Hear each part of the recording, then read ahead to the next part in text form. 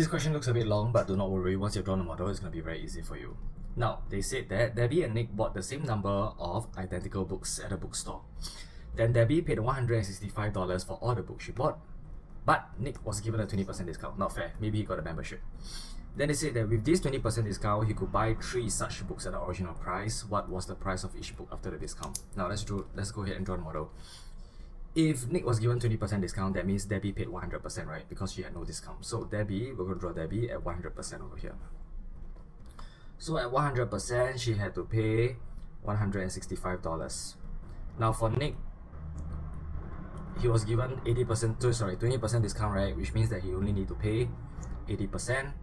And this discount, with this, he can buy 3 more books at the original price. So it's here, it'll be 3 books. Original price.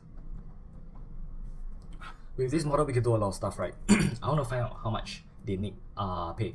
So if Debbie paid $165 and that is 100%, so 100% represents $165. I'm going to find out Nick. Nick is 80%, right? So it'll be this divided by this multiplied by this. 165 divided by 100 times 80. Okay, let's just throw that inside our calculator and let's see what we get. 165 divided by 100 times 80. Cool, so that will give us 132. So I want to find out this one as well. So for this one, I'll just take 165 minus $132, and that will give us $33.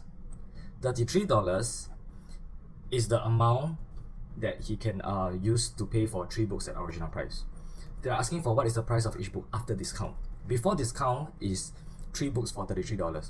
If I take $33 divided by 3, I'll get $11. And this is the price of each book before the discount. Okay, so if I go draw a model, right, 100%, this I'm talking about one book. 100% is actually $11. After discount of 20%, I want to find 80%, right? So I'm finding 80%. So what is this?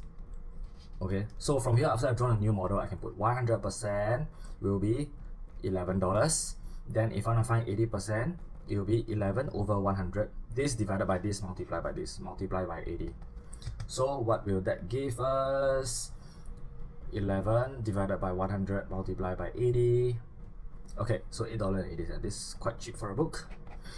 So $8.80 will be the price of the book after the discount. So remember, if you want to change your percentage, right, please go and draw a new model. If not, you'll be confused and that will not be very good. Alright, done. Cheers.